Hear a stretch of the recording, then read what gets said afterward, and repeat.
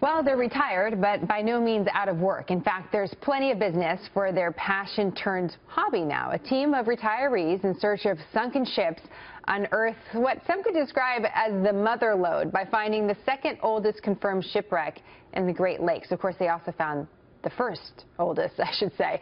The Washington, the ship going down in 1803 in a fierce storm off the coast of New York. It's estimated up to 8,000 ships from that time period may lay at the bottom of the Great Lakes. Joining me now is the team who found the Washington. Jim Kennard is a retired electrical engineer. Roland Stevens is a retired architect and working artist. And Roger Pawlowski is a retired Air Force Reserve pilot and electrical engineer. It's nice to have the three of you talk about this amazing discovery that you all found. Jim, let me start with you, though, first. A lot of people, when they retire, they just like playing golf. How did you all come together to look for shipwrecks? Well, I can tell you, as far as playing golf, sometimes we feel that's where we should be, instead of being out in the lake and being battered around by the waves and bitten by the flies. But the way we got started, I've been doing this for almost 40 years, and I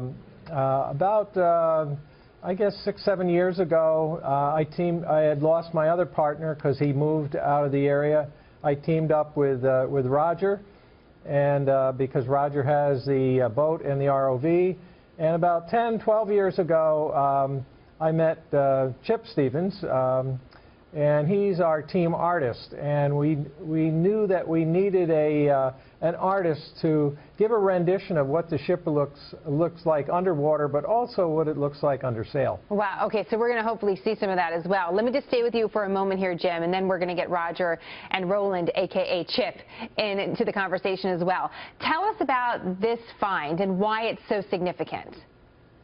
Well, the sloop Washington actually is a late 18th century ship. It was built near Erie, Pennsylvania, and it is the oldest fully intact commercial sailing vessel that exists in the Great Lakes.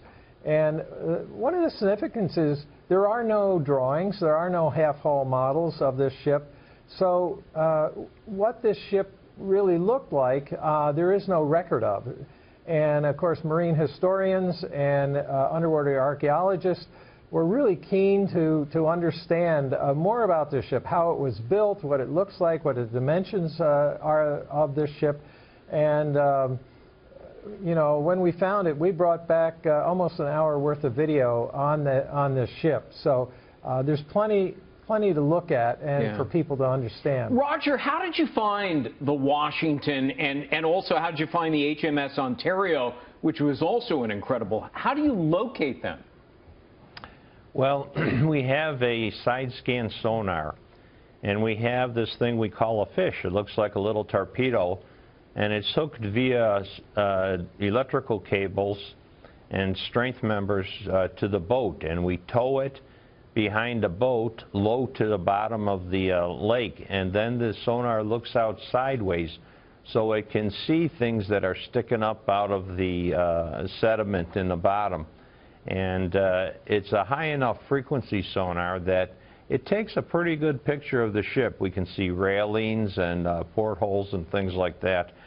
So it's a pretty good way to find a ship. We look out 600 feet or so and on each side, and then we mow the lawn, as we call it, which is driving a search pattern and just going back and forth looking out at that. And the way we have it set up, our boat has an autopilot on it, so we can program the route we want to search ahead of time before we even leave our house.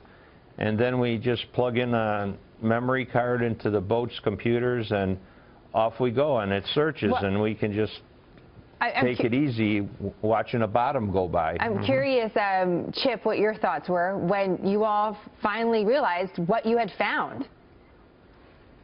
Well, we didn't exactly know, although we could see one mast. We thought it probably was a sloop, and as the three of us sat there watching the screen on monitor on the boat, we said, "Oh, look at this! Look at that!" And you can see the taffrail. You can see elevation of it. You can see the anchor with a stock anchor with a wood stock hanging off the bow.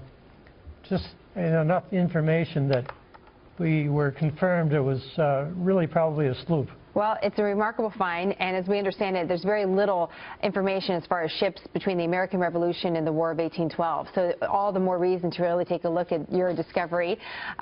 Jim, Roger, Roland, a.k.a. Chip, it's great to have you on the program. Thank you so much. Congratulations, Thank guys. you. Yep. Thanks. Thank you.